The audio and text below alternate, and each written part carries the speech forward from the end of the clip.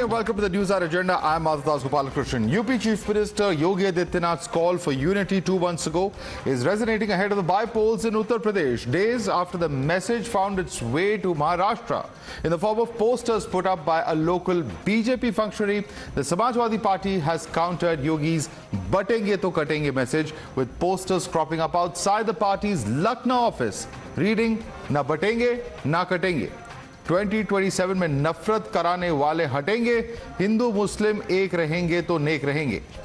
Now, Akhilesh's uncle Shivpal Yadav echoed the message, saying that PDA will neither be divided nor be destroyed. So far, it seemed like a counter to Yogi's statement, but then he went on to add what looks like a threat to his statement. Listen in. PDA न तो बचेगा न कटेगा और जो ऐसी बातें करेगा बाद में पिटेंगे.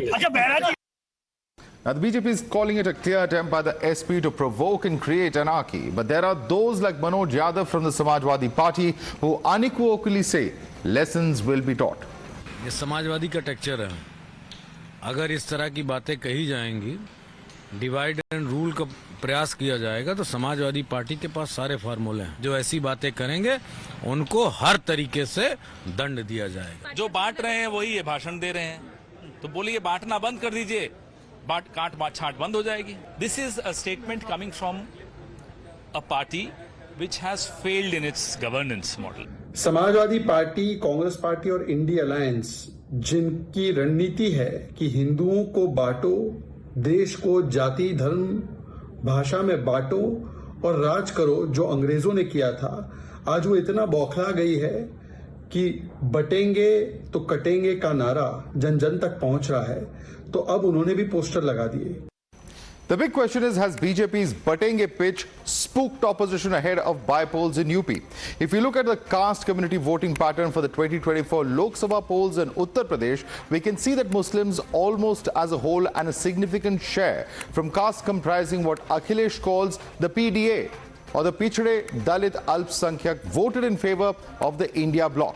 If BJP can change this equation through the Batenge to Katenge narrative and cause counter-consolidation of majority votes, this could significantly dent the PDA pitch of Akhilesh. And this is really, of course, what we're talking about. Just look at the division as far as upper castes are concerned.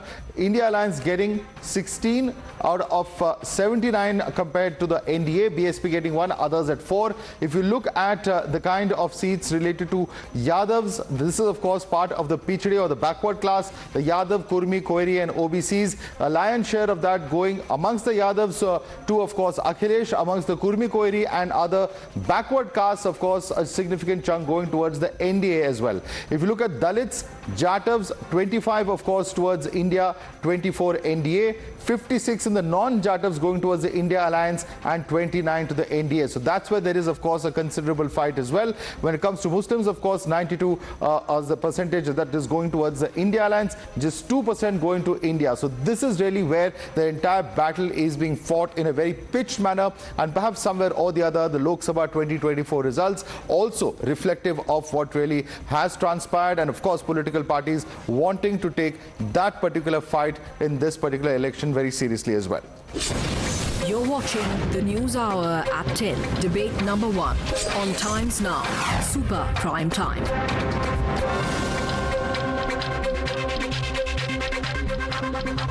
So let's take this across to our guest now. Joining us, we have with us Charu Pragya, national spokesperson of the BJP. With us also is Ishkaran Bhandari, advocate of the Supreme Court. Joining us also is Kamruzaban Chowdhury, political analyst. Asif Sohail, political analyst, is with us. But let me start first and foremost with Faizan Kidwai. Faizan Kidwai, now it's all very well to talk about the slogan. Of course, the BJP says that this is a slogan for unity when they talk about Batenge to Katenge. And of course, the opposition's point of view has been that this is a very violent sort of slogan. It's not correct. But when you add a Pitenge line to that, it seems like the SP is doing exactly that, adding a threat of violence. What's the difference then? Not at all, Madhav. See, BJP was trying to polarize, divide on communal lines. When we say Pitenge, that term, that word was used metaphorically. It was just a figure of speech, like you say, I'll smash the competition. You don't go out and beat someone. But unlike what Yogi Adityanath said in 2022, कि मैं ठाकुरवादी राजनीति करता हूं, मुझे इस बात पे गर्व है, 80-20 की राजनीति करता हूं. Giriraj Singh says, when he says, if someone slaps you, all the Hindus should gather and beat that person. Nitish Rane says, enter a mosque and beat people. Honorable Prime Minister says, kapadon se pehchano. And Mr. Golwalkar in this infamous book, We or Our Nationhood Defined, says Christians, Muslims and Sikhs cannot be part of the larger Hindu cultural heritage, so they cannot be considered Indians. When the same Golwalkar says bad words about Baba Sahib Bhimrao Ambedkar because he spoke against the caste system and because he converted to Buddhism. That is something which was said literally when Lallu Singh, Arun Govil, Anand Kumar Hegre says that the constitution should be changed. When Manmohan Vaidya, the RSS publicity chief, says reservation is against the principle of equality. Those words were not a figure of speech. They were sent literally. They meant each and every word of it. They wanted to give hate to the people of India on communal lines. They wanted to change the constitution and spread hatred. So Samajwadi Party today, Madhav, when we say pitenge, so it means ke log jo hain Hindustan ke, Uttar Pradesh ke, they'll vote against such divisive personalities, such a party which has brought nothing to the nation at large. And because of Mr. Yogi Adityanath, Uttar Pradesh is suffering. You just go and see the healthcare system in Uttar Pradesh. You just see what is happening. So we'll come to all those issues. Let's stick to the point at hand. Of course, those are very important issues. Charu Pragya, Pitenge is a metaphorical Pitenge. Please respond to what is being stated here by the Samajwadi Party spokesperson. Good evening. Madhav, first of all, let me tell the Samajwadi spokesperson that he does not know more than the voters of this country. The citizens know best. They decide who they want to choose as their leaders and which government they want in place. So the least he can do today is be respectful about the people's mandate, which has been consistent 3 times in a row. Today saying that they have given nothing to the nation, well, why don't you just go back home and do some soul searching? The fact is that Modi government has contributed tremendously to India's growth, and you can say what you want, it doesn't change the reality. No, let's not interrupt each other, please. We don't have that on this debate. Madhav, I will request you. I have not interrupted. And to the SP spokesperson, I'm very capable of interjecting every comment of yours with one of my own. So if you don't want me to do that, please stay away from commenting between whenever I'm saying something.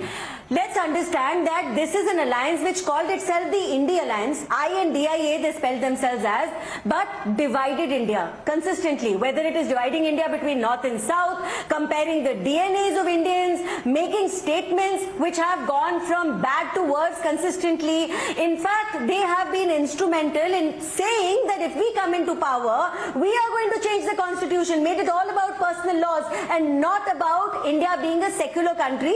Like BJP has saying since the first day, we endorse Sabka Saath, Sabka Vikas. Now you have divided India by I'll tell you what. There are people in Pakistan which hail for your victory. Why would they do that? If you meant everything that you said, which was for the betterment of India. There are people in other... No, what is your problem? One by one. Faizan, you said many things. You said very many things against her leader. She heard you. Please be a little patient if you've asked a few questions. Conclude your point, Charu.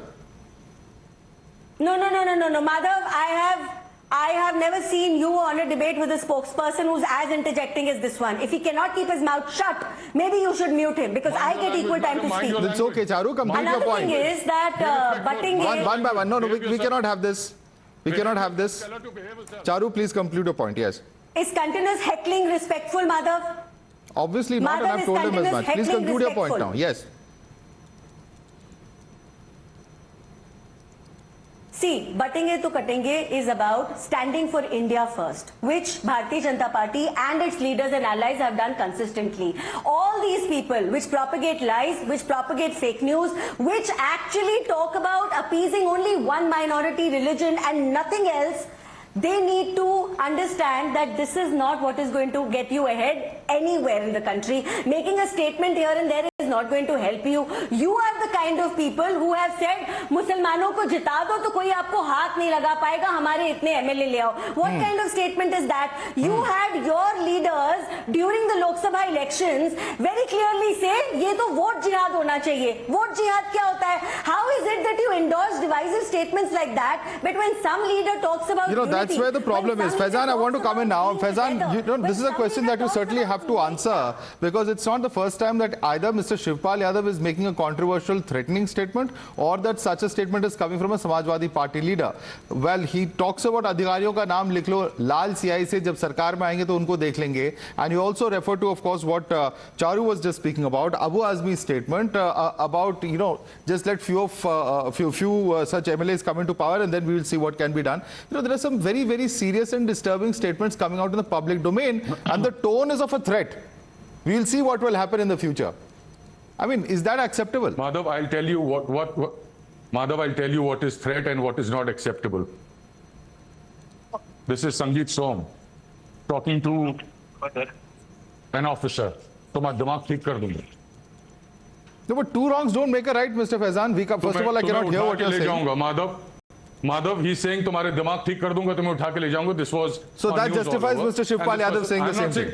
No, Mr. Shivpal Yadav has just said Pitenge, and I said he meant it. It was just a figure of speech. He didn't mean it literally. Pitenge जैसे बोलते हैं कि I nailed the exam or I'll smash the competition, something of that nature. अधिकारियों का नाम लाल स्याही में लिख दो. That is also a figurative speech. Madhav, as far as Gundagardi is concerned, you just go and see what Mr. Adityanath and the ADR report says that majority of the cabinet ministers and Mr. Okay, 25% of them Charu, please, have serious criminal charges. Mr. Adityanath withdrew 131 serious cases of writing from Sanjeev Balyan, Suresh Raina, Sangeet Som. So I don't think BJP is in a position to give sermons and lectures about kya galat hai, kya sahi hai. And Madhav, if you see the crimes against Dalits at an all-time high in Uttar Pradesh, Uttar Pradesh tops when it comes to women kidnapping. Just yesterday, Madhav, there was a boy who was taken into police custody. He was beaten and he died. His name, I'm forgetting his name. His name was Mohit Pandey. And then 15 days back, a Dalit boy, he was taken again into police custody. His name was Aman Gautam. He was beaten and he died. So Uttar Pradesh tops in custodial deaths also. Yogi Adityanath आने के बाद उत्तर प्रदेश में जंगल राज चल रहा है. The police, they can pick up anybody, beat anybody, harass anybody, and they beat them to death. This is the situation in Uttar Pradesh. Everything in Uttar Pradesh has gone for a toss. That doesn't justify giving open threats, sir. And I think the language is quite clear. You are entitled to your interpretation. But let me bring in Ishkaran Bhandari. The law and order situation in Uttar Pradesh is crumbling. There is no threat. It's just a creative interpretation that's being given. He's only talking about Pitenge, metaphorically speaking. Is that argument of Faizan Kidwai acceptable to you, Ishkaran? Madhav, just 30 seconds on the argument. The people have heard it. It cannot be that you say, when I say something, it's metaphorical, it's figurative, but when the other side says it's literal. That's a joke. So I don't want to waste time on jokes. Let us talk about the serious aspects here. The serious aspect is that stating a fact is not communal. Stating a fact and warning people is not something which is wrong. A politician is to do it. There has been a plan to Balkanize India. Why are we saying it to be literal? Because let us say it's metaphorical, let us say it's figurative, let us say it's a warning. They have, from the very beginning of our independence, because the land was partitioned, there have been forces who want to Balkanize India into different castes, into different regions, and those keep on flaring up. So that is not only for people, it is for the land also. If you create a divide, too much divide between West and East, of course it can lead to your nation being divided. So those are the things which have to be warned against. And a chief minister who wins a record-setting victory in the state with the largest population and the largest number of MPs is, as a senior politician, speaking about those facts. Why are people jumping on that? Those people who say it is metaphorical, what about it when the former chief minister of Uttar Pradesh, Mr. Mulayam Singh Yadav,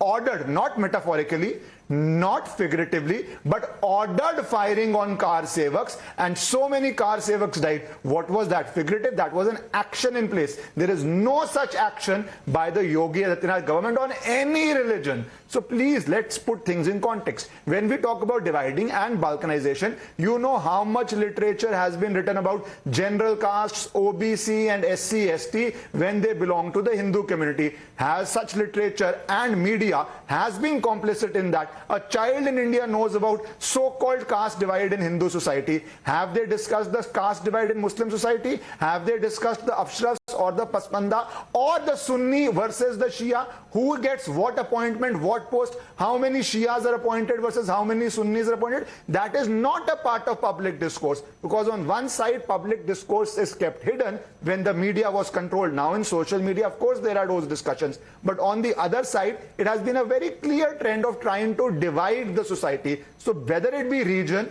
whether it be caste, whether it be language, any sort of division which is harmful to the nation has to be spoken against, because जब आप बढ़ते हो तब आप कटते हो, which people should heed on all parameters that it encompasses. Okay, I want to bring in Kamru Zaman Chaudhary. Kamru Zaman Chaudhary, there's 2-3 arguments over there that Ishkaran has made. One, he's talking about the hypocrisy. He says, why not talk about the caste divides and the divisions that exist within other religions? Why is it only solely focused on the Hindu religion is question number one that he is asking. And also, in fact, I'd like you to answer that question first before we get into the other aspects. Kamru Zaman Chaudhary. Yeah, basically, Madhav, you know, over the last few minutes, the arguments from the sides who are supporting the Batenge-Katenge, there was a discourse about the Muslims, about the Pakistan, about the caste system within the Muslim issues. But they shudder at the just thought of a simple thing when the opposition demands a caste census to be conducted, what is the actual status of the caste in the country. Even the Prime Minister comes out and says that the Muslims are divided on caste, whereas the Muslims in India are homogeneous in nature and neither heterogeneous, because ultimately when they came into the Islam, it was because of the prevalence of the caste system, the discrimination within the Hindu society, that they accepted Islam as a religion. That's a one point. But there are no Pasmanda Muslims, there are no divisions within the Muslim community. One most important aspect. Madhav, can I I'm coming to that. I'm coming to that. Most important. No, answer that question, sir. That's fundamental to what Ishkaran just said. And your viewers should understand. Reservation under the OBC. It is not fundamental. It is not fundamental. Faizan Kidwai is a member of this panel.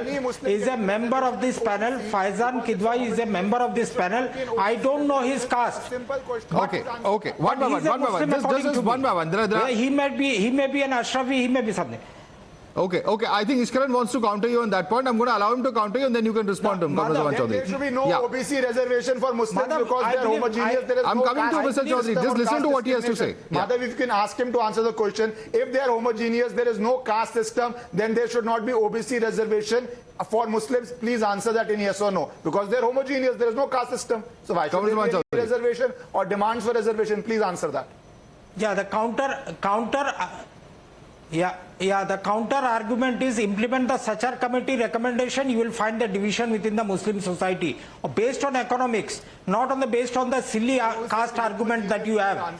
It's not like that. The Muslim community is homogeneous. If the reservation has to be given, it has to be given on the basis of the SC/ST reservation. The OBC reservation, which you so despise, is the need of the hour on the basis of the Sachar committee recommendations. Madhav, if you so then there is no homogeneity. If there is need for reservation, you have defeated your own argument, Mr. Chaudhary.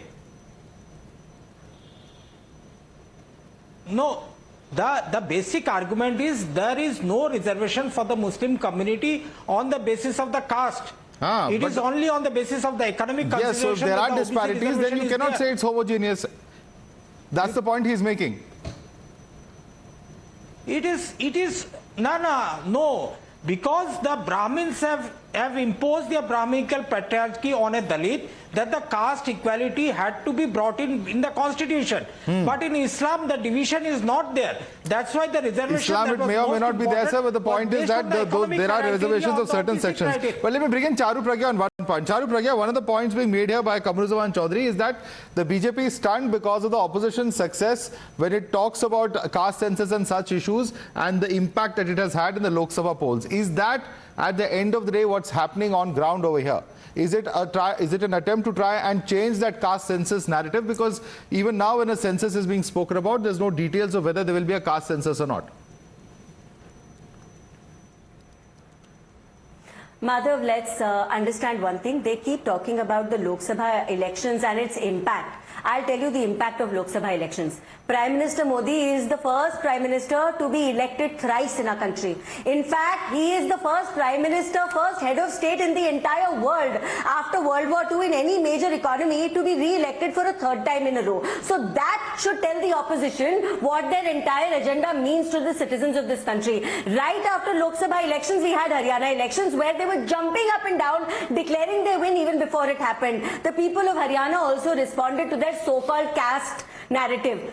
They did a caste census in Karnataka. Congress is in power. May I ask, why was that caste census not released? So please, India is done with being divided on the lines of caste and religion by the likes of you, people who still follow the British policy of divide and rule, and Bharatiya Janata Party does not endorse it. Since the first day, we've said Sabka Saath, Sabka Vikas, and we have stuck by it, and we prove our track record by having the same Prime Minister third time in a row. So first tell me, if you're so keen on a caste census, why does your collective alliances leader Rahul Gandhi run away from telling us his own caste? Secondly, what are you going to achieve? We are talking about India progressing as a whole. We are talking about every section of society being given their due in a way which is according to our constitution. Okay. Our constitution talks about so many things which people in the opposition completely shun, like the Uniform Civil Code, for example. So you can't have double standards, and Batenge to Katenge is a very, very strong statement which is pro-India. Stand together,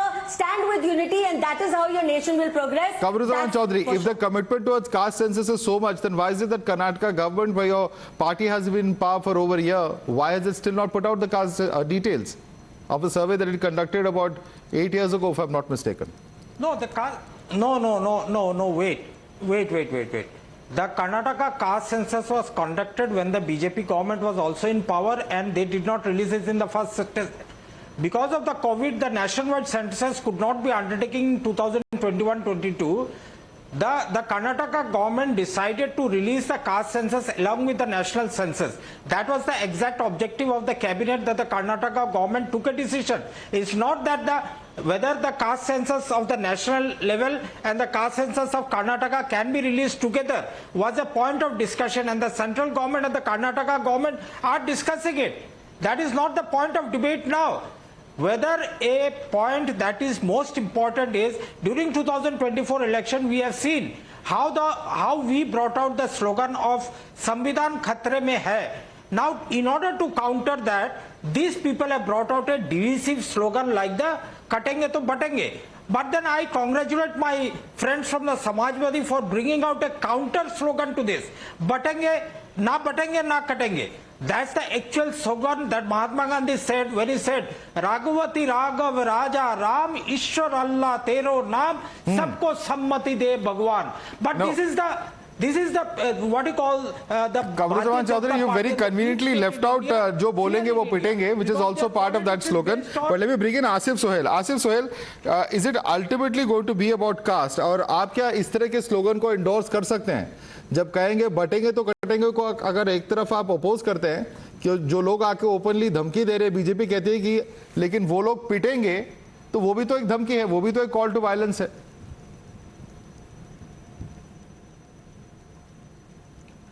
sir, मैं ऐसे statements को endorse नहीं करता हूं. ना कोई किसी को काट सकता है, ना कोई किसी को बांट सकता है. ये मौजूदा हुकूमत की कमजोरी जाहिर हो रही है इसके अंदर कि ये कमजोर हो गए, कोई डेवलपमेंट मुद्दों पे चुनाव नहीं लड़ सक रहे, फिर वही डिवीजन पॉलिटिक्स पोलराइज करने की कोशिश कर रहे हैं. अगर जो दूसरा स्टेटमेंट आ रहा है, ना कोई काटेगा ना कोई बांटेगा, तो देखिए वो डिफेंस में बोल रहे हैं. हर किसी को अपना डिफेंस का एक तरीका है, मैकेनिज्म है, तो उसमें क्या तकलीफ क्या हो रही है? कोई मारने की बात कर रहा है तो कोई बचने की बात कर रहा है. तो देखिए ये एक चीज को हमें समझना चाहिए, इनके पास कोई डेवलपमेंट का कोई मुद्दा नहीं है. ये उनके खुद के स्टेट्स में ये फेल हो गए हैं. अब दूसरे स्टेट में देख रहे हैं कि उनका ग्राउंड बहुत कमजोर हो चुका है महाराष्ट्र के अंदर, तो लोगों को डराया जाए, बांटने की कोशिश कराया जाए, उनके जहन को, उनकी मोहब्बत को, जो सारा हिंदू मुस्लिम सिख ईसाई की एक मोहब्बत है, उसको तोड़ने की कोशिश कर रहे हैं लोगों को. बट मैं आपको बता रहा हूँ माधव कि ये होने नहीं पाएगा, ये हरगिज नहीं होगा. हिंदुस्तान ना कभी बटेगा, ना हिंदुस्तानियों को ना हिंदू को, ना मुसलमान को, ना सिख को, कोई ईसाई को कोई काट सकेगा। मैं बता रहा हूं, बस ये डराने की कोशिश कर रहे हैं, ना कोई डरने वाला नहीं है इसके अंदर। That's a very simple logic behind this slogan. Okay, and let me bring in Ishkaran. Ishkaran, one of the points that comes out of what Kamruzaman Chaudhary said is at the end of the day, if there was a census to be done, then why is the center not doing it? Of course, 21, 22, etc., there was COVID. There's no denying that. But then there's been quite some time since then. The center could have started the census. It takes about a year to conduct. 22, 23, 24. There have been years when the government could have actually gone ahead and done it.